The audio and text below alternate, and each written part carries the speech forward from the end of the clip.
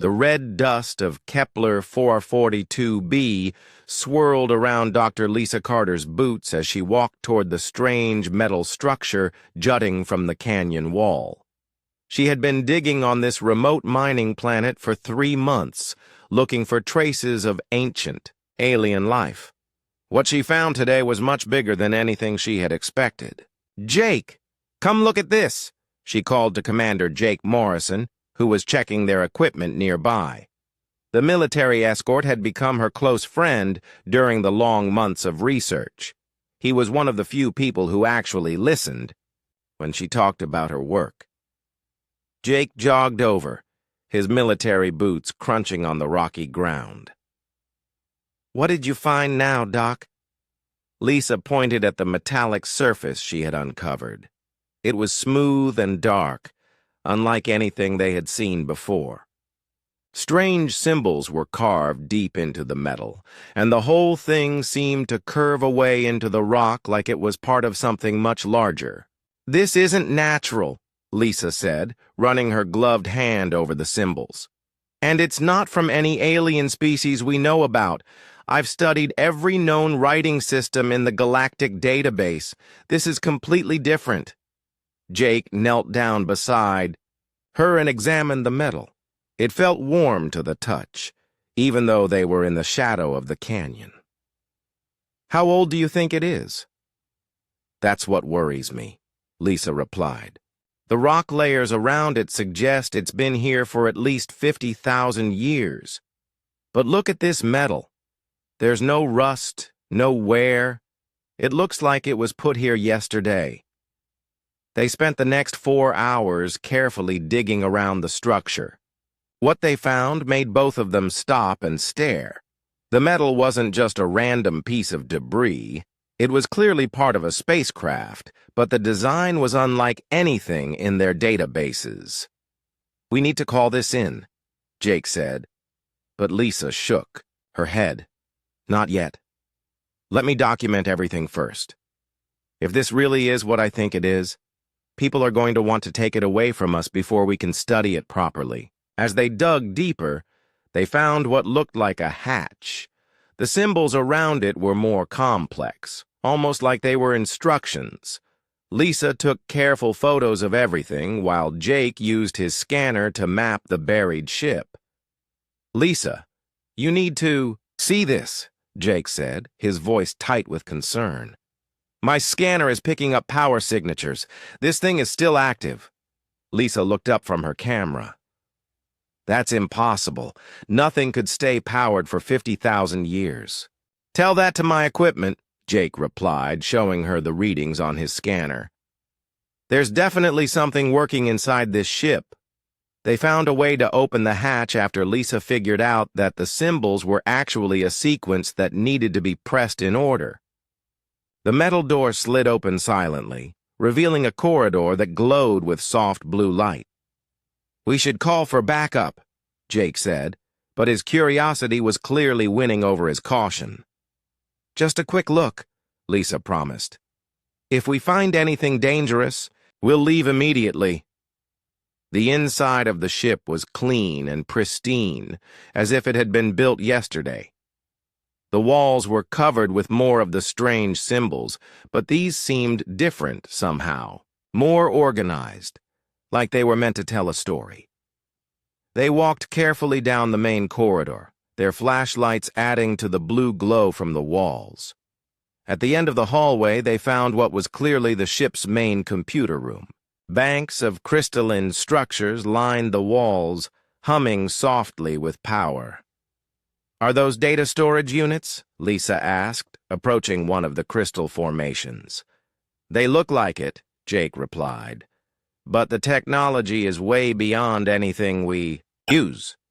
Even the most advanced alien species don't have crystals that store data like this." Lisa found what looked like a control panel.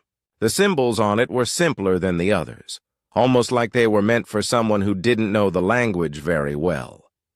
She pressed what she hoped was an activation button. The room suddenly filled with light and sound. A holographic display appeared in the center of the room, showing a 3-dimensional star map. Lisa and Jake watched in amazement as the map rotated slowly, showing familiar constellations. "That's the Milky Way," Jake whispered. "But look at the date stamp." Lisa followed his pointing finger to a series of symbols at the bottom of the display. Even though she couldn't read the alien numbers, she could tell they were very old. Much older than human space travel. "Jake, that star right there," Lisa said, pointing to a yellow dot that was flashing on the display. "That's our solar system. That's Earth." "How is that possible?" Jake asked. "Humans didn't even know about space. 50,000 years ago, we were still using stone tools." Lisa stared at the display, her mind racing. Unless this ship isn't alien at all. They spent the next hour documenting everything they could. Lisa took hundreds of photos while Jake copied data from the crystals onto their portable storage units. The more they found, the more confused they became. The ship's design was clearly meant for beings about the same size as humans. The control panels were at the right height, the corridors were the right width, and even the symbols seemed to be designed for creatures with hands similar to theirs. "We need to get these crystals back to the lab," Lisa said finally. "I need better equipment to translate this language." "Are you sure we should move them?" Jake asked. "What if there's some kind of weapon?" "They're not weapons," Lisa replied, though she wasn't completely sure. "They're records, history, and I think they're human history." As they prepared to leave, Lisa noticed one more thing. Near the ship's entrance, carved into the wall in much simpler symbols, were what looked like pictographs. They showed beings that looked remarkably human boarding the ship, followed by images of stars and planets. "Jake, look at this," she called. "These pictures tell a story, humans leaving Earth, traveling to the stars, and then—" She paused, studying the final image. "And then something bad happening. The ship crashing here." Jake joined her in studying the pictographs. "If you're right, if this is really a human ship from 50,000 years ago, then everything we know about human history is wrong." Lisa carefully placed the smallest of the data crystals into her collection bag. "Then we're going to rewrite history." As they sealed the ship and covered their dig site, neither of them realized that their discovery would soon shake the foundation of the entire galaxy. The secret that had been buried on Kepler 442b was about to surface, and nothing would ever be the same again. Dr. Lisa Carter had not slept in 36 hours. Her eyes burned as she stared at the holographic display floating above her desk, showing row after row of alien symbols. The data crystal from the crashed ship hummed softly in its analysis. "Chamber, giving up its secrets one piece at a time." "You need to rest," Commander Jake Morrison said from the doorway of her lab. He carried 2 cups of coffee and looked almost as tired as she felt. "I can't stop now," Lisa replied, accepting the coffee gratefully. "Professor Amy Rodriguez will be here in an hour, and I want to have something concrete to show her." Amy Rodriguez was the best linguist in human space.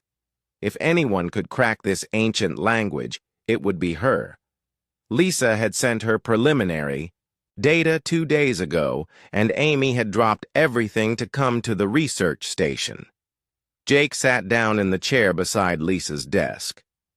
"What have you figured out so far?" Lisa pointed to a series of symbols that appeared frequently throughout the data. "These symbols keep repeating. At first I thought they might be numbers, but now I think they're something else. Look at this pattern." She highlighted several groups of symbols on the display.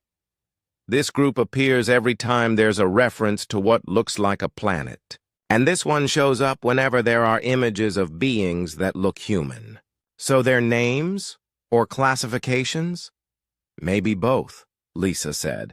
But here's what's really interesting. Some of these symbol groups are very similar to ancient human languages. Look at this.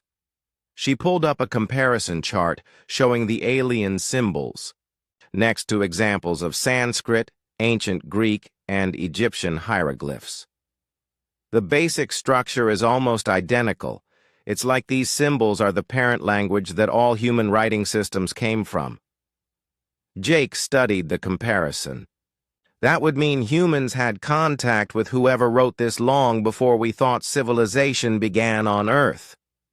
Or, Lisa said quietly, it means the people who wrote this were human. Before Jake could respond, Amy Rodriguez arrived. The linguistics professor was a small woman with sharp eyes and an even sharper mind. She had reviewed Lisa's preliminary data during her trip to the station and was eager to get started. "Show me everything," Amy said without bothering with greetings. For the next 8 hours, the three of them worked together to decode the alien writing. Amy's expertise with ancient languages proved invaluable. She quickly identified patterns that Lisa had missed and began building a basic translation matrix. "This is definitely a parent language," Amy announced as the station's artificial day cycle shifted to evening. "Not just for human languages, but for several alien languages too. I've seen similar structures in Zephyrian and Kandorian texts." "How is that possible?" Jake asked. "It's not," Amy replied. "Unless this language is much older than any of the civilizations currently in the galaxy." Lisa activated the crystal's main databank. "Let's see what stories it has to tell us."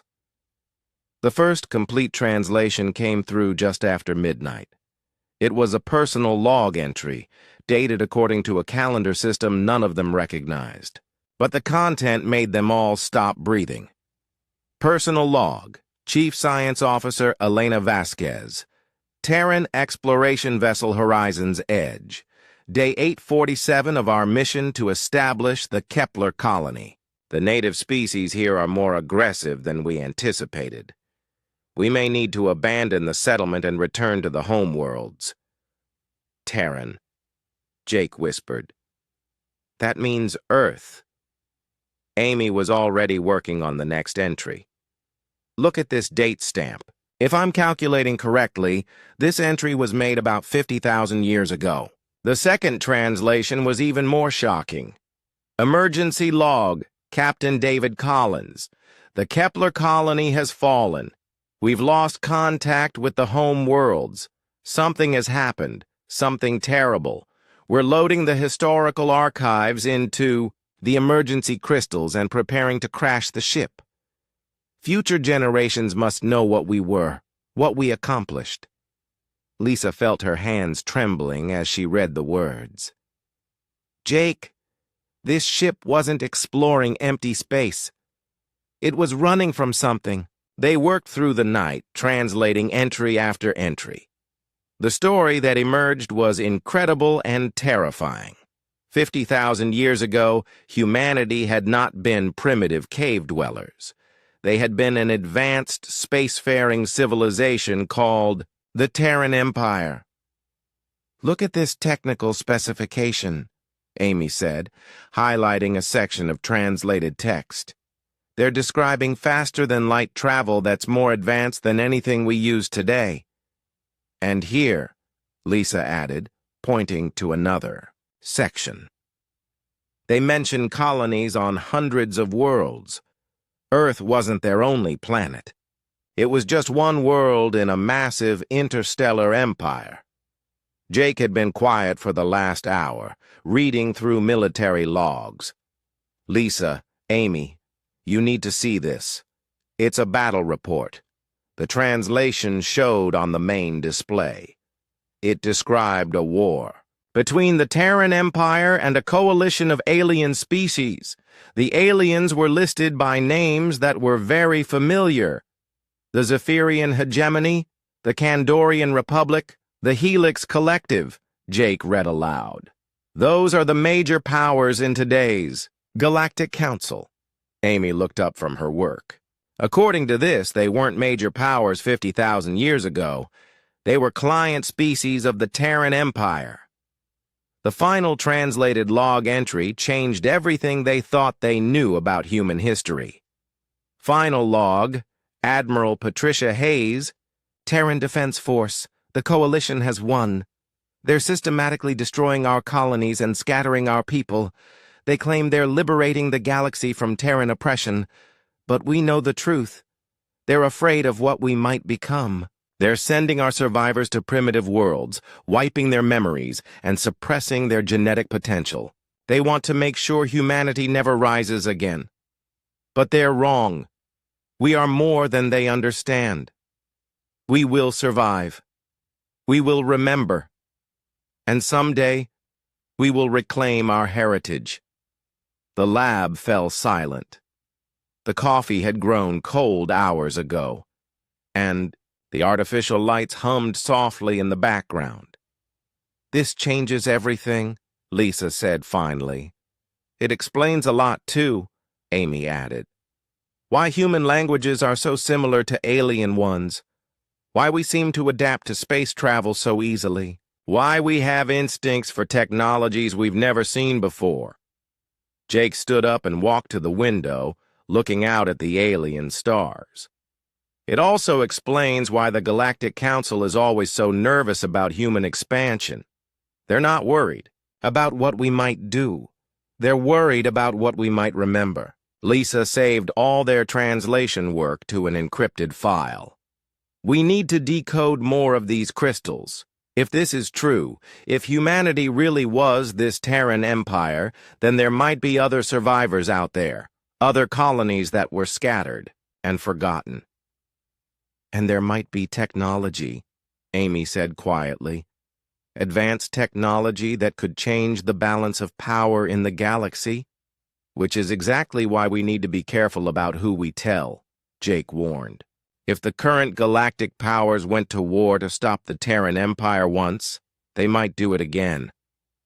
Lisa looked at the crystal still humming in its chamber. Then we'd better learn everything we can before they find out what we've discovered, as they prepared to rest for a few hours before continuing their work. None of them noticed the small monitoring device that had been recording everything from a hidden corner of the lab. Their discovery was no longer a secret. Ambassador Helen Brooks straightened her formal diplomatic jacket as she walked through the corridors of the Galactic Council station. She had been summoned to an emergency session with less than 6 hours' notice, which meant something serious was happening. In her 15 years representing humanity in galactic politics, she had never seen the Council move this quickly. The main council chamber was already buzzing with activity when she arrived. Representatives from all the major species were present, which was unusual for what she had been told was a routine security briefing. The Zephyrians stood in their characteristic formation near the environmental controls, their tall, blue-skinned forms moving with practiced precision. The Kandorians clustered around their leader, their insect-like features betraying no emotion. The Helix Collective's representatives floated in their mobility spheres, their tentacled forms shifting nervously. Ambassador Brooks, called Council, Leader Vextar from across the chamber. The Kandorian's voice carried an edge she had never heard before. We need to discuss a matter of urgent importance. Helen took her assigned seat at the human delegation table. Of course, Council Leader. How can humanity assist the Council today? Vextar activated the main display, showing an image that made Helen's blood run cold. It was a photo of Dr. Lisa Carter and Commander Jake Morrison standing beside an excavated alien spacecraft on Kepler 442b. This image was taken by one of our monitoring satellites 3 days ago, Vextar announced to the chamber. Your people have discovered something that was meant to remain buried. Helen kept her expression neutral, though her mind was racing.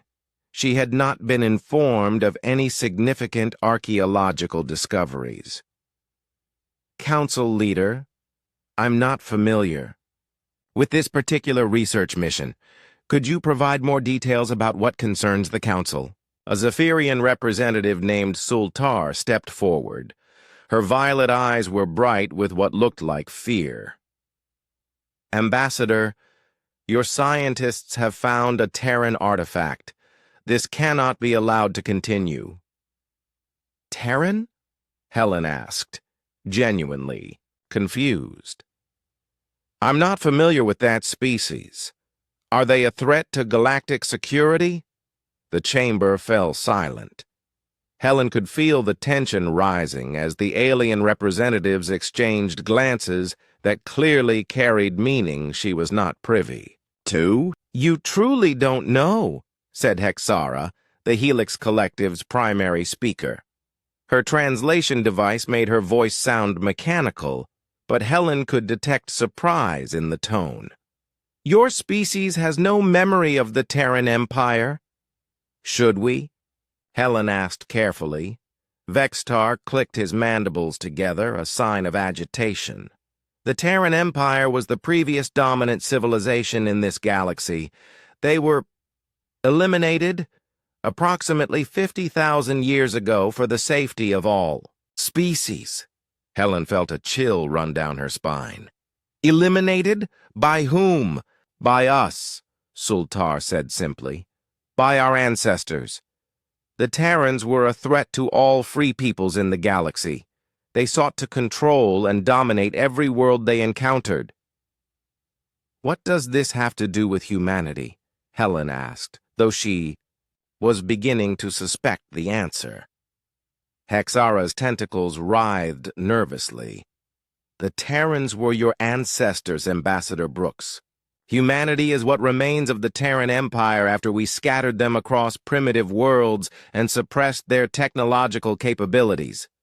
The words hit Helen like a physical blow.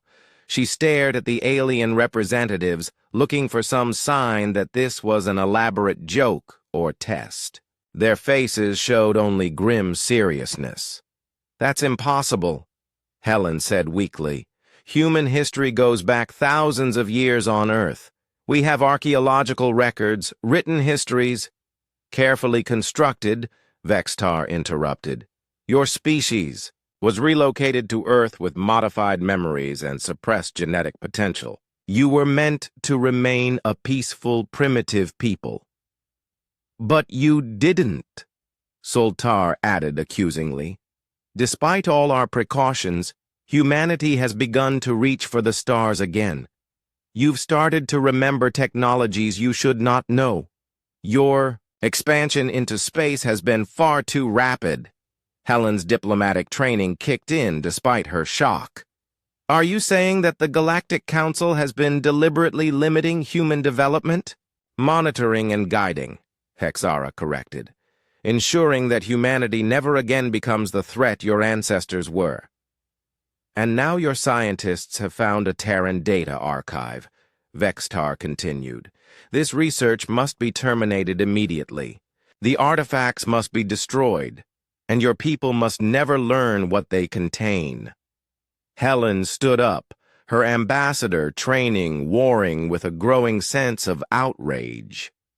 With respect, Council Leader, you're asking me to authorize the destruction of what might be humanity's most significant archaeological discovery based on events that allegedly happened 50,000 years ago.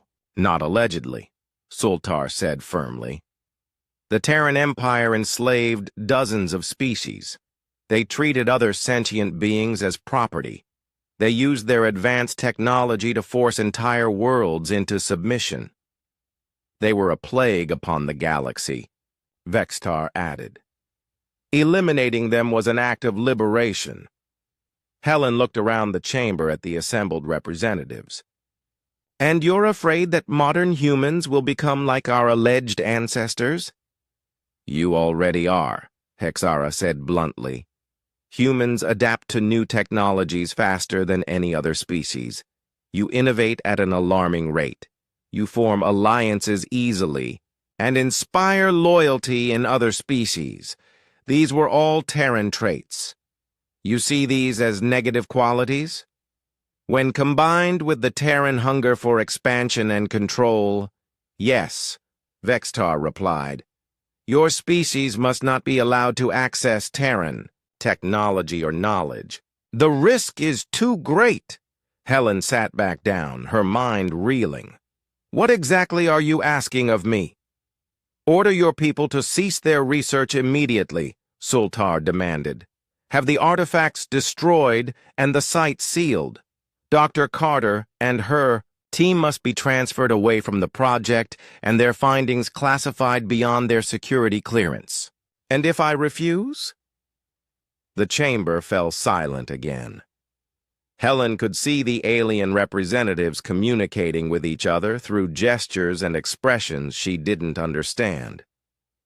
Then the Council will be forced to take direct action, Vextar said. Finally. For the safety of the galaxy, the Terran artifacts cannot be allowed to fall into human hands. Helen stood up again, this time with her full diplomatic authority. Council leader, you're threatening a sovereign human research expedition based on historical events that you claim happened before recorded history. Humanity has been a peaceful member of the galactic community for over 2 centuries. Your ancestors were peaceful too, Hexara said quietly. Until they weren't. Helen gathered her files and prepared to leave.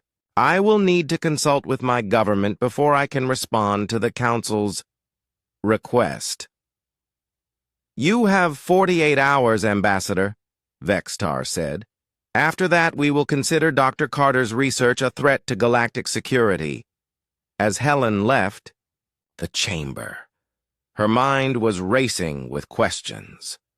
Were the Council's claims about humanity's origins true? Had they really been suppressing human development for centuries? And most importantly, what had Dr. Carter found that scared the galaxy's most powerful species so badly? She activated her secure communicator as soon as she reached her office. Priority message to Earth Defense Command, she said. We need to extract Dr. Carter and her team from Kepler 442b immediately, and someone needs to find out exactly what they've discovered. Behind her, through the chamber windows, she could see Galactic Council ships already beginning to move toward human space. Whatever Dr. Carter had found, the Council was not going to let humanity keep it without a fight. Dr. Lisa Carter ignored the urgent messages flooding her communication device. For the past 12 hours, she had received 17 calls from Earth Defense Command, 9 from the university, and 3 from Ambassador Brooks herself. All of them wanted her to stop her research immediately and return to Earth. None of them had bothered to explain why. They can wait, Lisa muttered, as she activated the 4th data crystal. She, Jake, and Amy had been working around the clock since Amy's arrival, and they were finally making real progress in understanding the Terran archives. Lisa, maybe we should listen to them, Jake said. Though his voice lacked conviction, he was as curious as she was about what they were discovering. Not yet, Lisa replied firmly.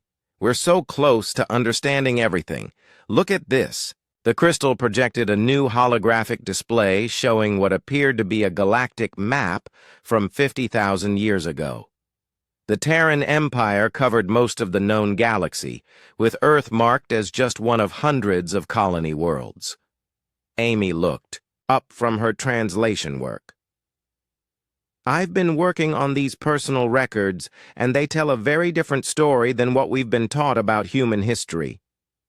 She activated her display, showing translated excerpts from various Terran logs and records.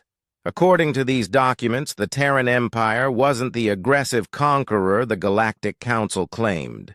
They were explorers and traders who built alliances with other species. What about the war? Jake asked.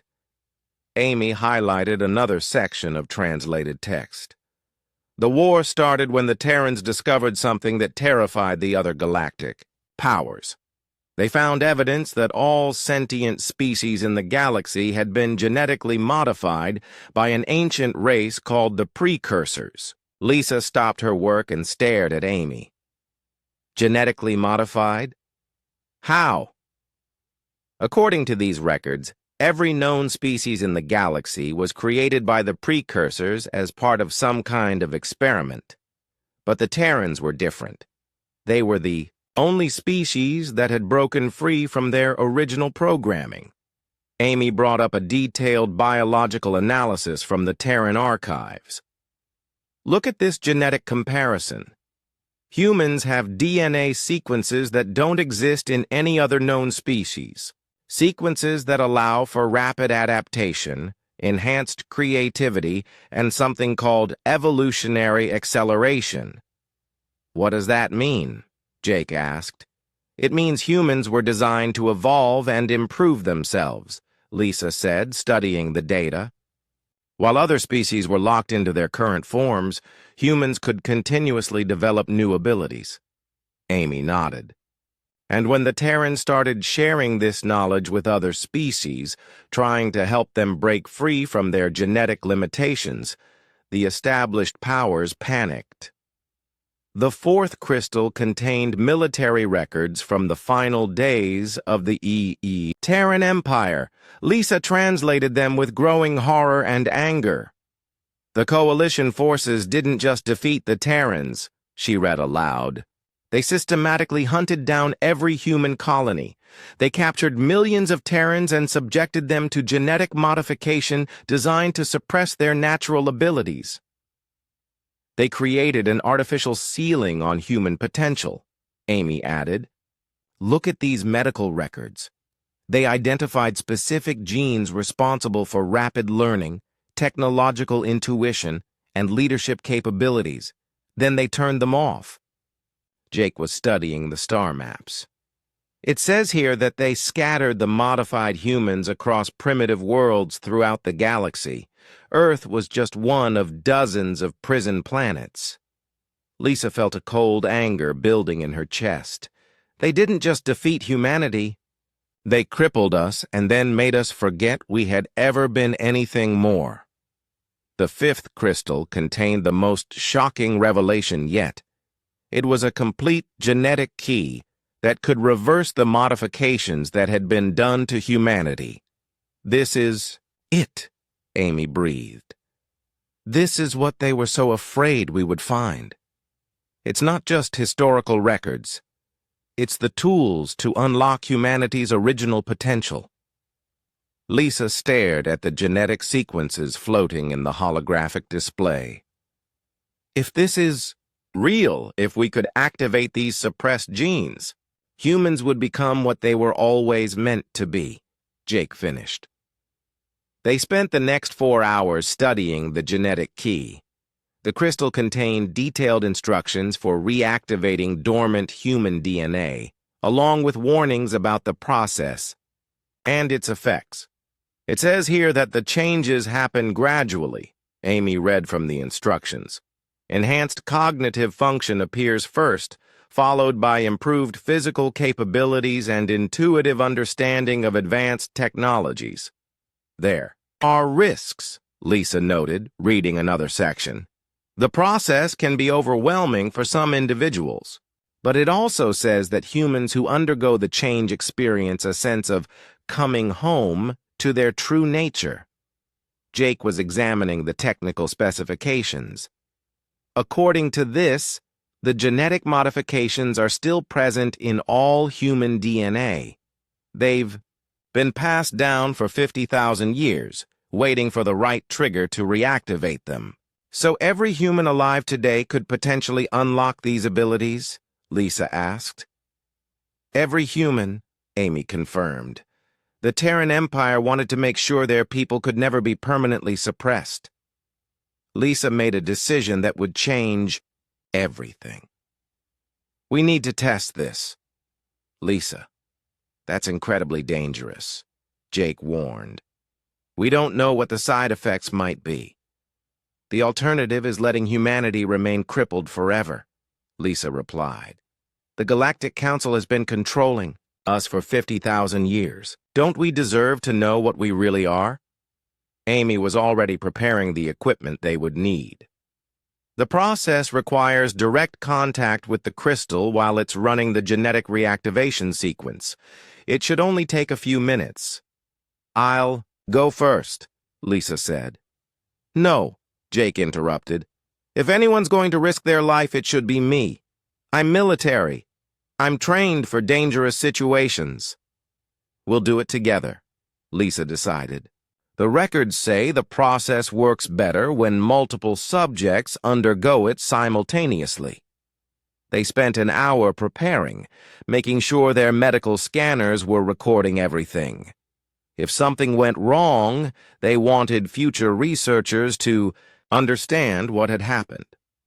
Lisa and Jake stood on either side of the crystal as Amy activated the genetic reactivation sequence. The crystal's glow intensified, and both of them felt a strange, tingling sensation as unknown energies washed over them. For a moment, nothing seemed to happen. Then Lisa felt something shift deep in her mind. It was like a fog lifting, revealing thoughts and memories that had been hidden beneath conscious awareness. Jake gasped beside her as the same realization hit him. Suddenly, the alien technology around them made perfect sense. The ship's design, the crystal storage systems, even the genetic modification techniques. They understood it all as if they had been born knowing it.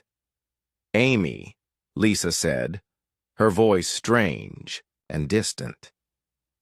The galaxy isn't what we thought it was. The Galactic Council, the established powers, they're not the original inhabitants. They're refugees. Refugees from what? Amy asked, though she was already afraid of the answer. Jake's eyes had taken on an intense clarity that hadn't been there before. From us. From what humanity was and what we're becoming again. The crystal's glow began to fade, but the changes in Lisa and Jake were just beginning. They could feel their minds expanding, accessing knowledge and capabilities that had been locked away for 50,000 years. We need to find the other colonies, Lisa said with absolute certainty.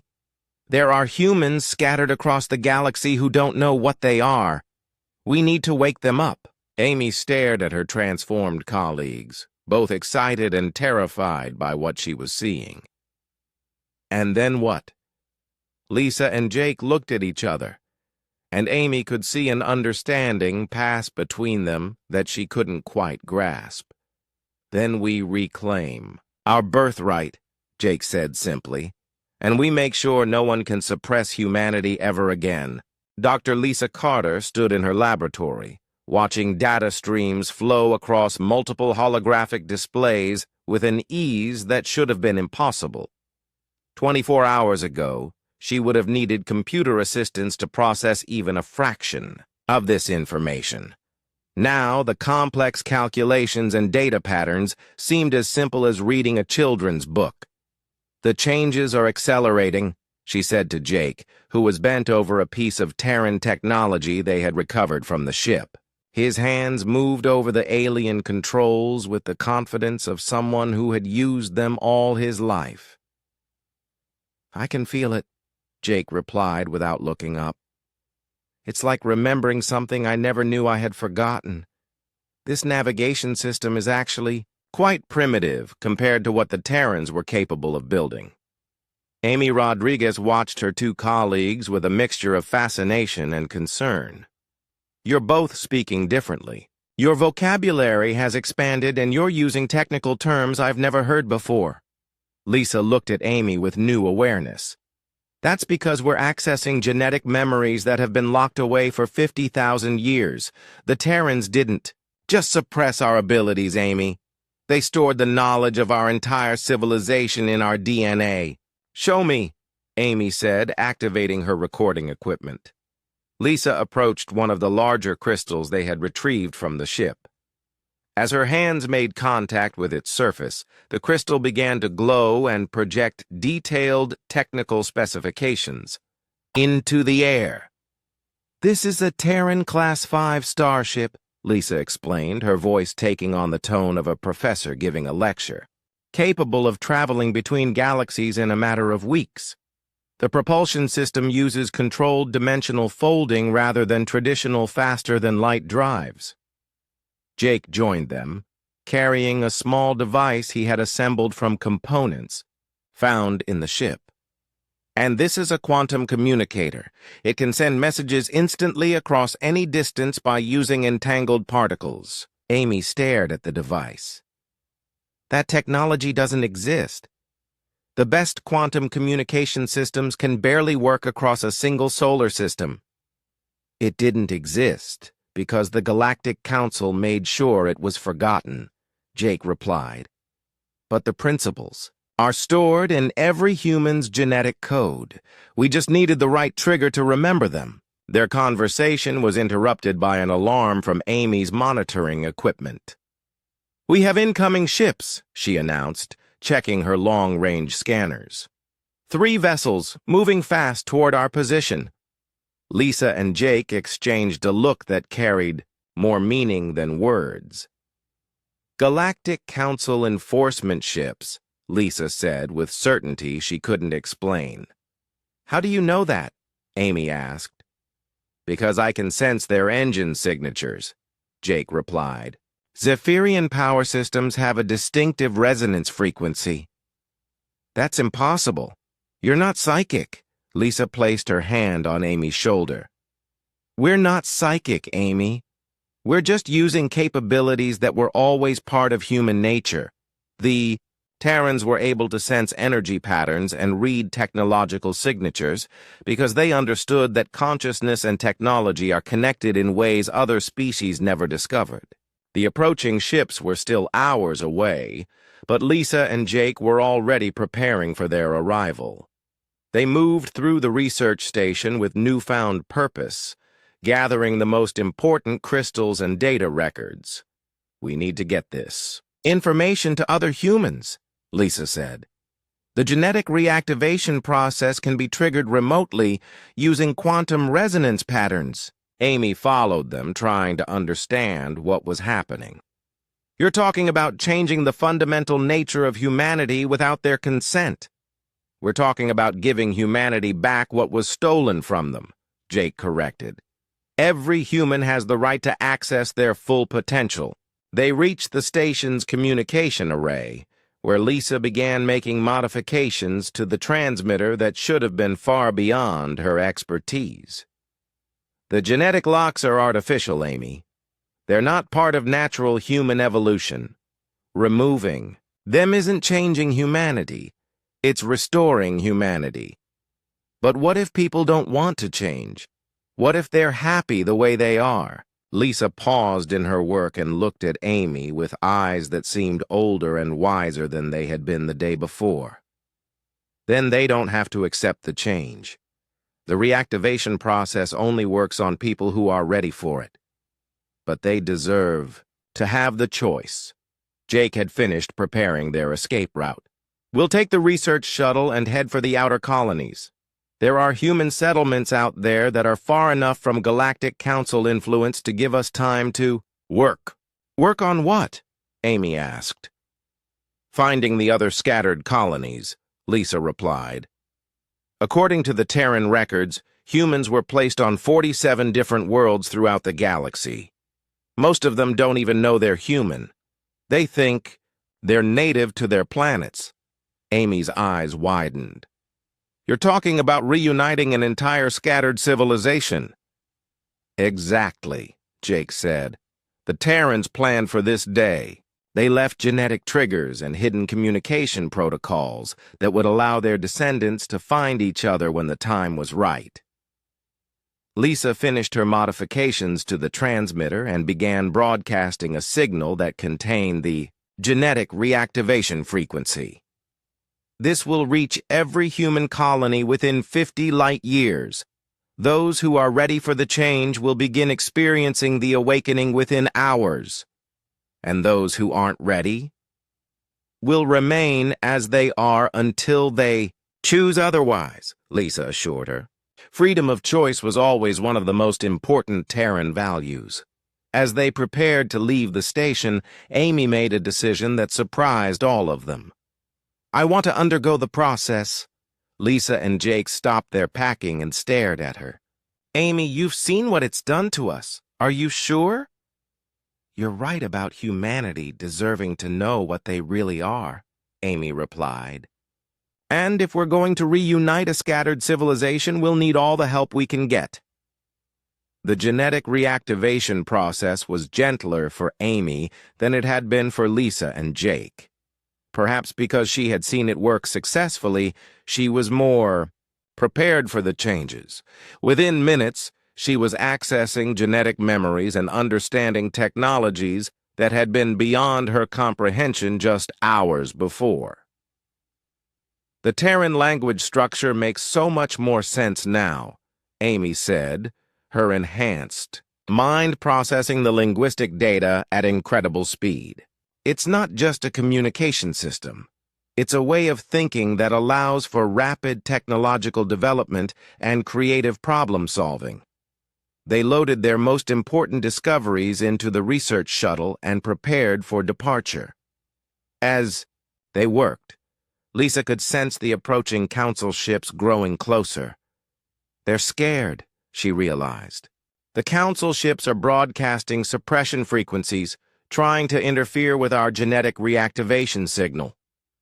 "Can they stop it?" Jake asked. "No," Lisa replied with confidence. "The Terrans designed the reactivation process to be unstoppable once it begins. The genetic changes spread through quantum resonance between related DNA patterns." As their shuttle lifted off from Kepler 442b, they could see the council ships arriving at the research station. But it was too late. The signal had already been sent, and across dozens of human colonies, people were beginning to remember what their ancestors had been. Amy was monitoring their communications array when she detected something unexpected. "I'm picking up response signals from 17 different systems. Other humans are awakening and trying to make contact." Lisa smiled for the first time since the process had begun. "Then we're not alone. The Terran Empire is beginning to rise again." Jake plotted a course for the nearest responding signal. "Our first stop should be the Centauri colonies. They've always been the most independent human settlements." As they traveled through hyperspace, Amy continued to monitor the galactic communication networks. "The Council is in panic. They're declaring a state of emergency and mobilizing their fleets." "Let them," Lisa said calmly. "They had 50,000 years to keep humanity suppressed. Now it's too late. We're awake, we're aware, and we're not going back to being prisoners." Their shuttle's destination was a small agricultural colony that had just sent a response signal. When they arrived, they found a community that was experiencing rapid transformation. The colonists were remembering technologies and knowledge that allowed them to turn their simple farming settlement into a center of advanced research and development. "This is just the beginning," Lisa said as they prepared to land. "By the time we're finished, humanity will reclaim its place as the galaxy's most advanced civilization." Jake looked out at the stars ahead of them. "And this time, we'll make sure no one can ever suppress us again." Captain Ryan Bell felt his hands shake as he read the emergency transmission from Galactic Council Command. The words "terrorist threat" and "immediate arrest" stood out in bright red text on his display screen. Below them were photos of Dr. Lisa Carter, Commander Jake Morrison, and Professor Amy Rodriguez. "Sir, are you sure about this?" asked Lieutenant Sarah Kim, his communications officer. "Dr. Carter has been doing legitimate research for 3 years. She's not a terrorist." Ryan looked around the bridge of his patrol ship, the USS Horizon. His crew had worked with research teams like Carter's dozens of times. They were scientists, not criminals. Orders are orders, Ryan replied, though his voice lacked conviction. The Council says they've discovered dangerous alien technology and are threatening galactic security. The truth was more complicated than Ryan's orders suggested. Across the galaxy, Galactic Council forces were mobilizing in numbers not seen since the last major war. Emergency broadcasts warned of a human separatist movement that was threatening the stability of galactic civilization. Meanwhile, Dr. Carter's small research shuttle was jumping from system to system, always staying, one step ahead of the ships hunting them. But they weren't running aimlessly.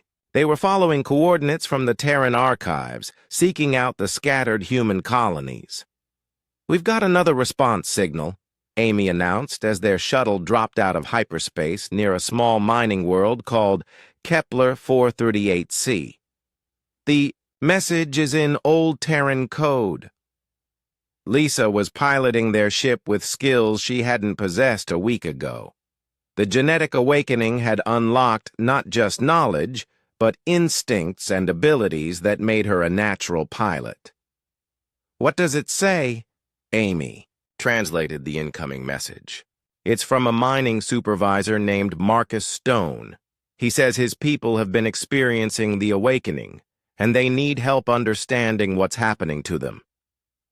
Jake was monitoring their long-range sensors. "We've got company. 3 Council. Ships just entered the system behind us." "Can you lose them?" Lisa asked. "In this old shuttle?" "Not likely," Jake replied. "But I've got an idea." He activated the quantum communicator they had built using Terran technology. Within seconds, he was in contact with Marcus Stone on the mining world. "Mr. Stone, this is Commander Morrison. We're the research team that sent the awakening signal. We're being pursued by Council forces. Can you assist?" Marcus Stone's voice came through clearly, despite the distance. "Commander, we've been expecting you. My people have been working around the clock since the awakening began. We've built defensive systems using technology we didn't even know we understood." "Defensive systems?" Amy asked in surprise. "The genetic memories included military engineering knowledge," Marcus replied. "We've constructed energy shields and weapon systems that are generations ahead of anything the Council uses.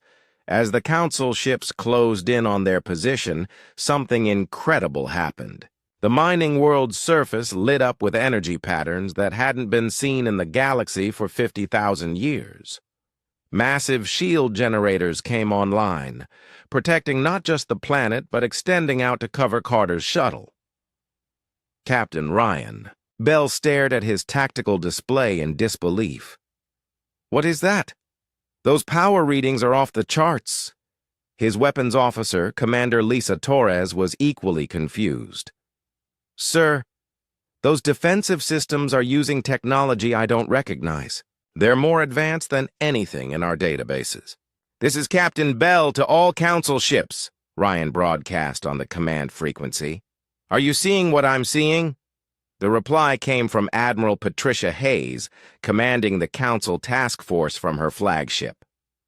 "All ships, maintain position. Do not engage the planetary defenses. We need to understand what we're dealing with before we take action." On the mining world's surface, Marcus Stone was coordinating with awakened humans across the planet. The genetic reactivation had transformed their simple mining operation into something resembling a Terran military base. "Dr. Carter, you and your team are clear to land," Marcus transmitted. "Our defenses will hold as long as necessary." As their shuttle descended toward the planet, Lisa marveled at what she saw. The mining colony had been completely transformed. Buildings that had been simple prefabricated structures were now covered with sophisticated technological additions. The awakened humans had instinctively known how to build advanced power systems, communication arrays, and defensive installations. It's like they remembered 50,000 years of technological advancement all at once, Amy observed. They landed at what had become an improvised spaceport where Marcus Stone was waiting for them. He was a tall man with graying hair and eyes that held the same intense clarity that Lisa and Jake had developed during their awakening. "Welcome to New Geneva," Marcus said, using the colony's original name. "Though I suppose we should call it what it really is now, a Terran outpost." "How many people have undergone the awakening?" Lisa asked. "All 400 colonists," Marcus replied. "And we've been in contact with 17 other colonies that are experiencing the same transformation. The quantum communication network the Terrans built into our genetic code is allowing us to coordinate across vast distances." Jake was studying the defensive installations that surrounded the landing area. "This technology is incredible. You've built systems that rival anything the Terran Empire used." "Because we are the Terran Empire," said Dr. Stephanie Clark, the colony's chief medical officer. She had joined them at the landing area, and like the others, she carried herself with a confidence and knowledge that hadn't been there before the awakening. "The genetic reactivation isn't just giving us back our abilities," Stephanie explained. "It's allowing us to access the collective knowledge of our entire civilization. Every technological advancement, every scientific discovery, every cultural achievement of the Terran Empire is stored in our DNA." Amy was fascinated by the implications. "So every awakened human has access to the same knowledge base?" "To varying degrees," Marcus replied. "Some people specialize in certain areas based on their interests and natural abilities. But yes, we all share the same fundamental understanding of Terran science and technology." Their conversation was interrupted by an urgent communication from the Orbital Defense Network. "Council forces are requesting permission to negotiate," reported the communications operator. Lisa looked at Marcus. "What do you think?" "I think it's time we started talking to the galaxy as equals instead of as refugees," Marcus replied. Admiral Patricia Hayes materialized in the colony's communications center via holographic projector. She was a stern woman with the bearing of someone accustomed to command, but Lisa could see uncertainty in her eyes. "Dr. Carter, I presume," the Admiral said.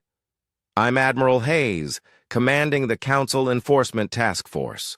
You're wanted for questioning regarding the theft of alien artifacts and the distribution of dangerous technology." "What we've distributed, Admiral, is the truth," Lisa replied calmly. "Humanity has the right to know what they really are." "What you've done is destabilize the entire galactic order," Admiral Hayes shot back. "The human awakening you've triggered is causing panic across dozens of star systems." Jake stepped forward. "The only reason there's panic is because the galactic powers have been lying to everyone for 50,000 years. They're afraid that an awakened humanity will expose their crimes." Admiral Hayes's expression hardened. "The Terran Empire was destroyed for good reason. They were a threat to every free species in the galaxy." "According to records written by the people who destroyed them," Amy interjected. "We've seen the real Terran archives, Admiral. We know what actually happened." "And what do you think happened?" Lisa activated a holographic display showing data from the Terran crystals. "The Terran Empire discovered that all sentient species in the galaxy had been genetically modified by an ancient race. When they tried to share this knowledge and help other species break free from their programming, the established powers panicked and declared war." Admiral Hayes studied the displayed information with obvious concern. "Even if that were true, It doesn't change the fact that you're threatening galactic stability. We're offering galactic freedom, Marcus said firmly. Every species in the galaxy has the right to know what they really are and to access their full potential. And if they choose not to change, then that's their choice, Lisa replied. But they deserve to have the option. Admiral Hayes was quiet for a long moment, clearly struggling with what she had learned. Dr. Carter, the Council has authorized me to use any means necessary to stop the spread of this awakening, but I'm going to give you one chance to surrender peacefully. So you can suppress us again? Jake asked. So we can find a peaceful solution that doesn't tear the galaxy apart. Lisa looked around at her awakened colleagues, then back at the Admiral. Admiral Hayes, humanity has been sleeping for 50,000 years. We're finally awake, and we're not going back to sleep. The question is whether the galaxy is ready to accept us as equals, or if you're going to try to force us back into the prison your ancestors built for us. Admiral Hayes's image flickered as her transmission ended. Through the colony's sensors, they could detect the Council fleet taking up attack positions around the planet. They're going to try to take us by force, Marcus observed. The coordinates Dr. Lisa Carter had found in the Terran archives led them to a system that wasn't on any modern star chart. Hidden behind a dense asteroid field, the planet registered as nothing more than space debris on most sensors. But as their shuttle approached, they discovered it was much more than that. Look at those structures, Jake breathed, staring at the display screen. Those aren't natural formations. The planet's surface was covered with what appeared to be cities, but they were built with technology far beyond anything used by the current galactic powers. Towering spires reached into the atmosphere, connected by bridges of pure energy. Ships moved between the structures using propulsion systems that left no exhaust trails. We're being scanned, Amy announced from the communications station. Multiple ships are approaching our position. This is Colonel Marcus Stone of the Terran Defense Corps, came a voice over their radio. Unknown vessel, please identify yourself and state your business in Terran space. Lisa activated their transmitter. Colonel Stone, this is Dr. Lisa Carter. We're awakened humans from the outer colonies. We've been following coordinates from the Terran archives. There was a pause, then the voice returned with obvious excitement. Dr. Carter, we've been monitoring your transmissions across the galaxy. You're the one who triggered the Great Awakening. Please follow our escort ships to the surface. As they descended through the planet's atmosphere, Lisa realized they had found something incredible. This wasn't just another scattered human colony. It was a complete Terran civilization that had never been conquered. They landed at a spaceport that looked like it belonged in humanity's most optimistic dreams of the future. Clean, efficient, and beautiful, with technology seamlessly integrated into every aspect of the design. Colonel Marcus Stone was waiting for them, along with Dr. Stephanie Clark and a dozen other people who carried themselves with the confidence of those who had never forgotten what humanity could achieve. Welcome to New Geneva, Marcus said, embracing them like old friends. Or as we call it in the old language, Ter Shahalin, the hidden home. You've been here the whole time? Amy asked in amazement. For 50,000 years, Stephanie replied. When the Coalition attacked the Terran Empire, some of our people managed to escape to hidden worlds like this one. We've been waiting for the day when our scattered brothers and sisters would remember who they are. They were taken on a tour of the city that left them speechless. The awakened humans from the outer colonies had thought they were advanced, but this civilization had never stopped advancing.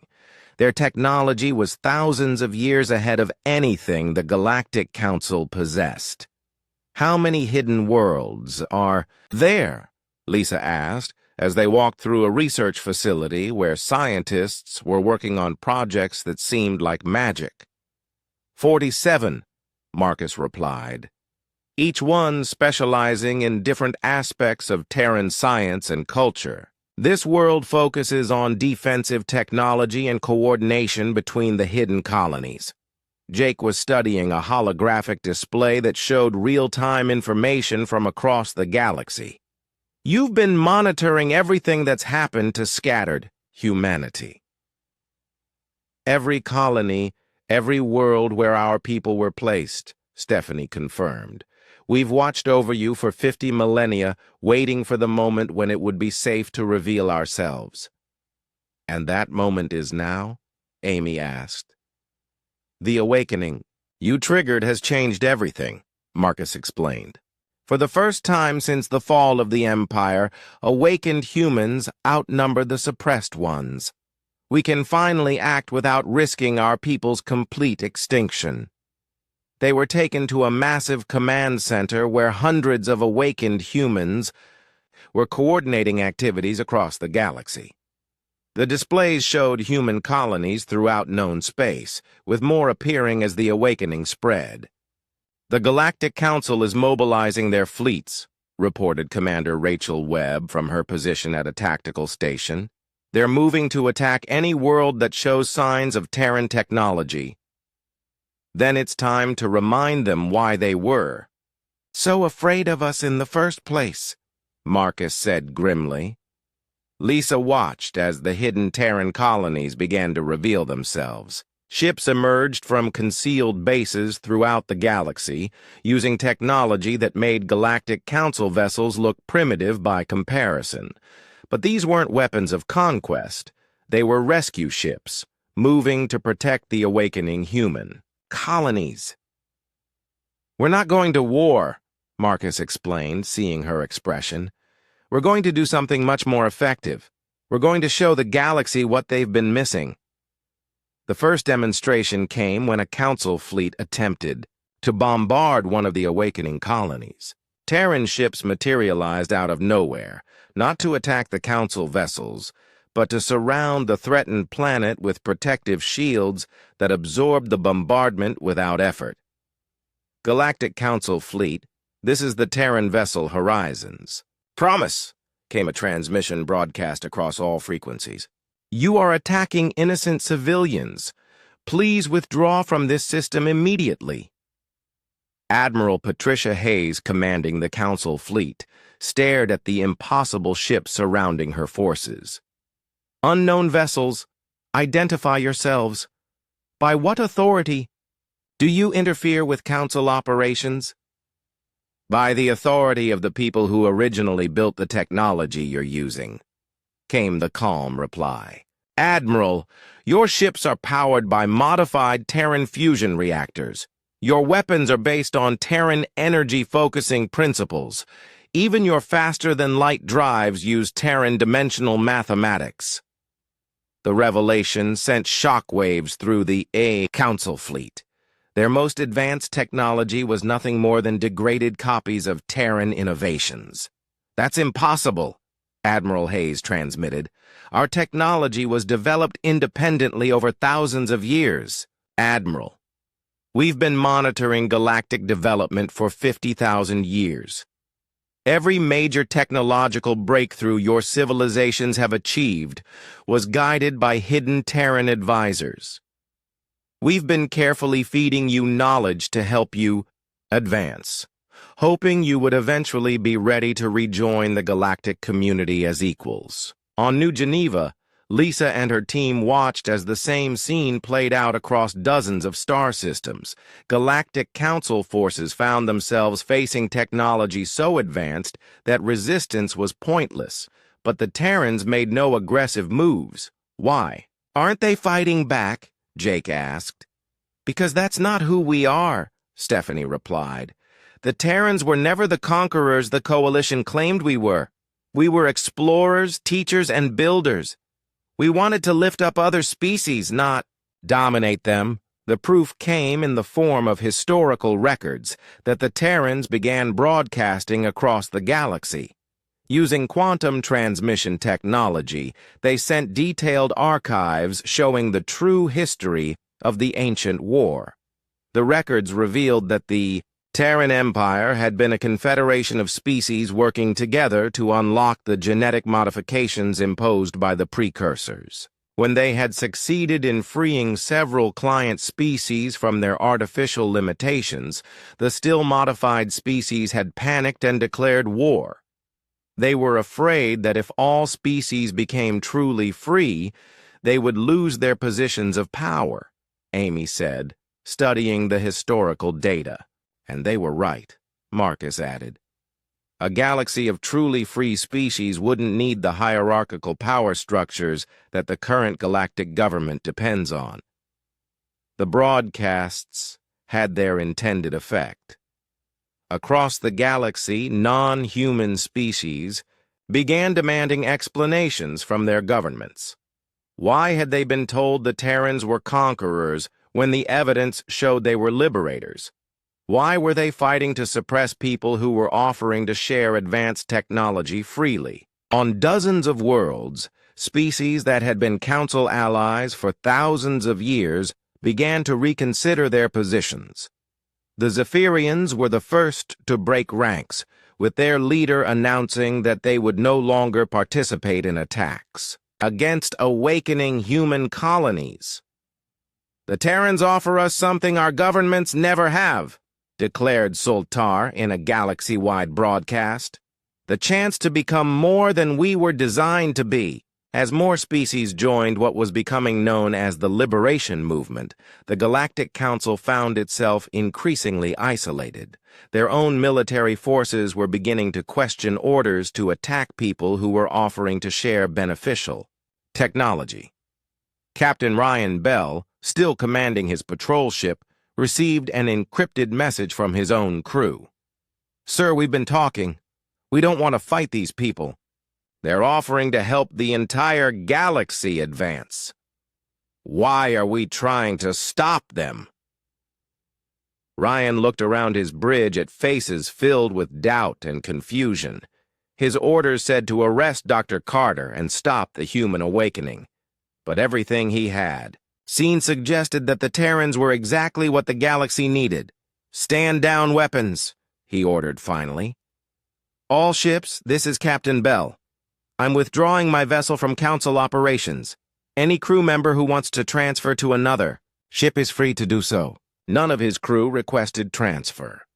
Across the galaxy, similar scenes were playing out as Council forces began to defect to what was becoming known as the Terran Alliance.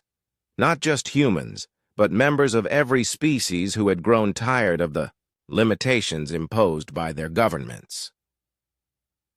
On New Geneva, Lisa stood in the command center watching as the galaxy transformed around them.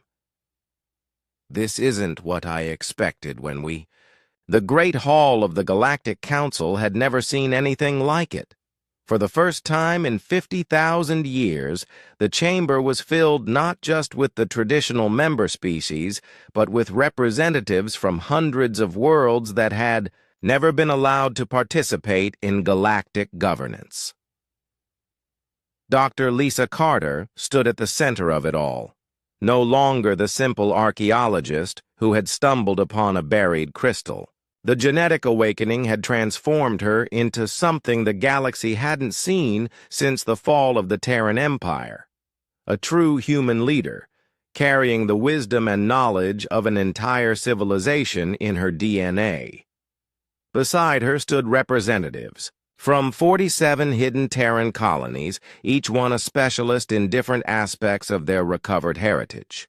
Colonel Marcus Stone commanded military forces that could have conquered the galaxy in days, but chose instead to protect and serve.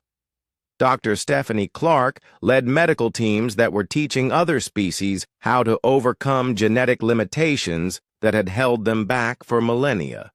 But they weren't alone. The hall was filled with awakened members of dozens of species, beings who had used Terran knowledge to break free from their own artificial constraints and discover capabilities they never knew they possessed. Council leader Vextar of the Kandorians sat in his traditional position, but his authority had crumbled over the past months. His own people had turned against him when they learned the truth about their origins and the possibilities that had been denied to them.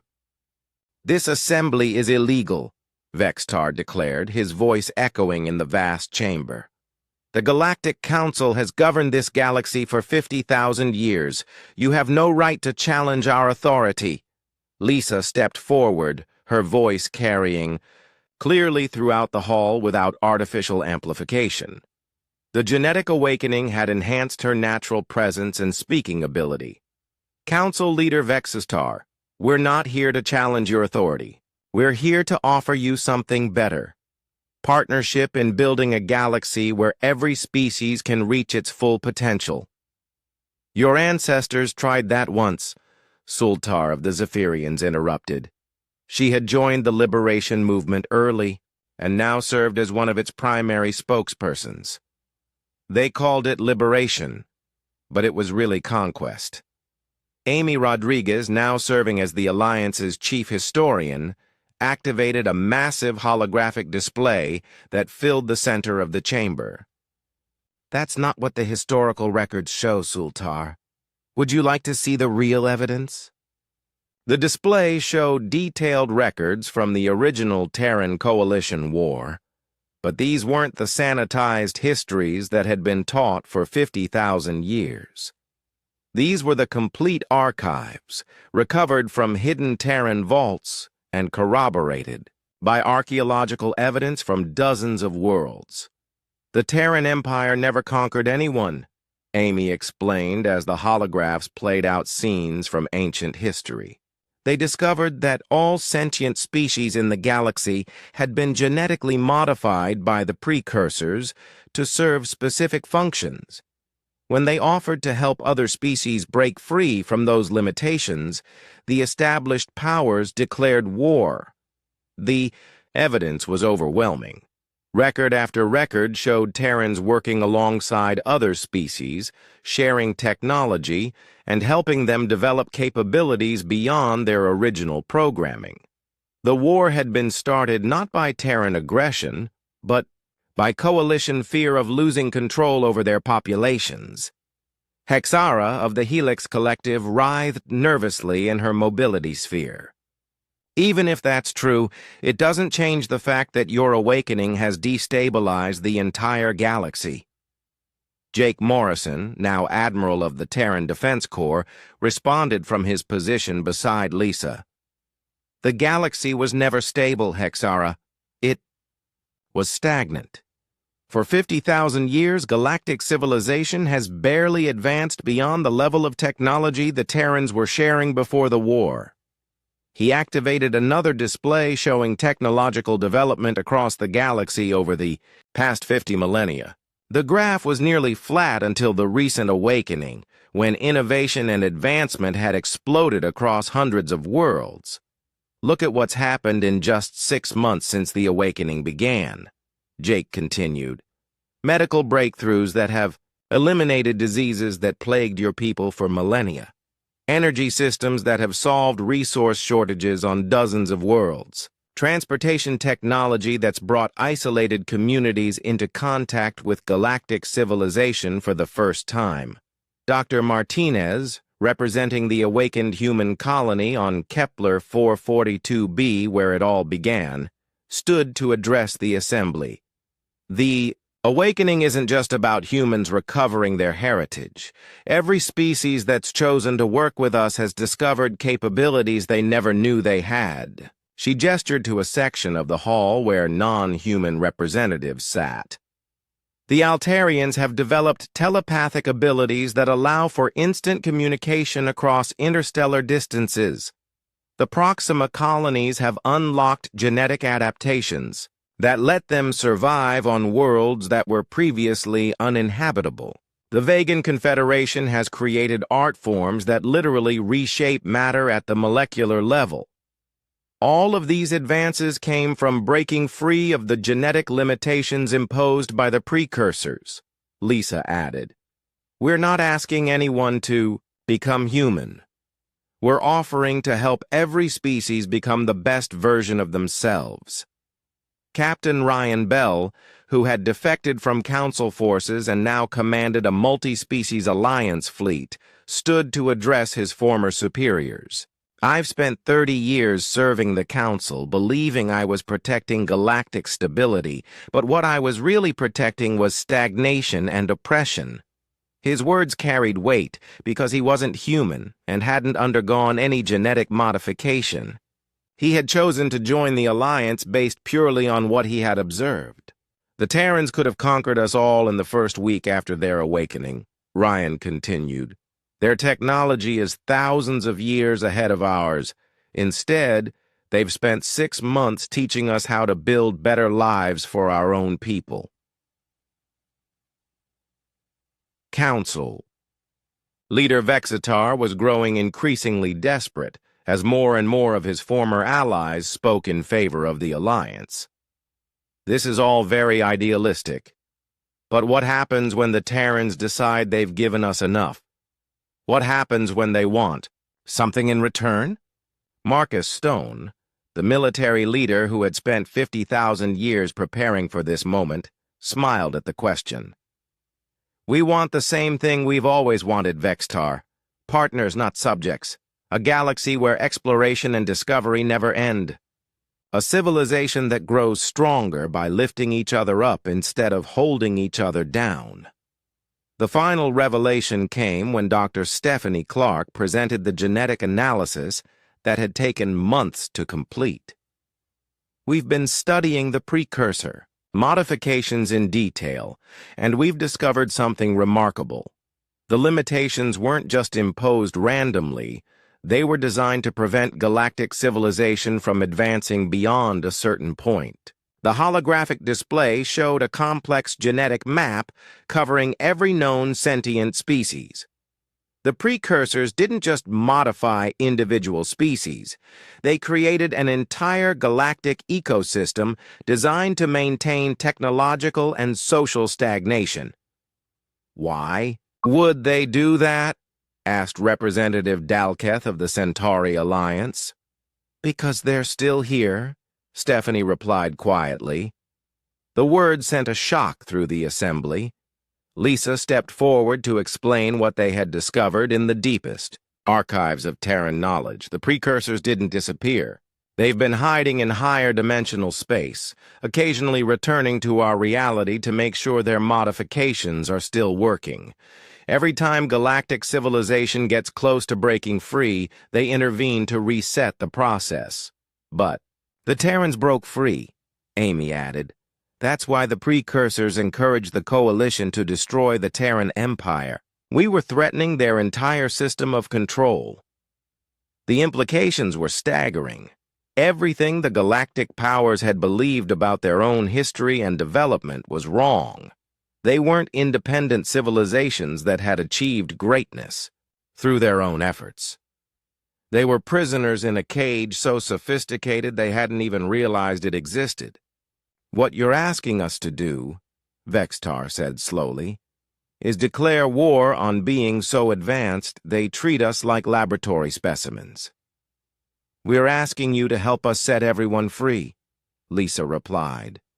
The precursors are powerful, but they're not gods. They've been controlling the galaxy by keeping us weak and divided. United, with all our limitations removed, we can match them.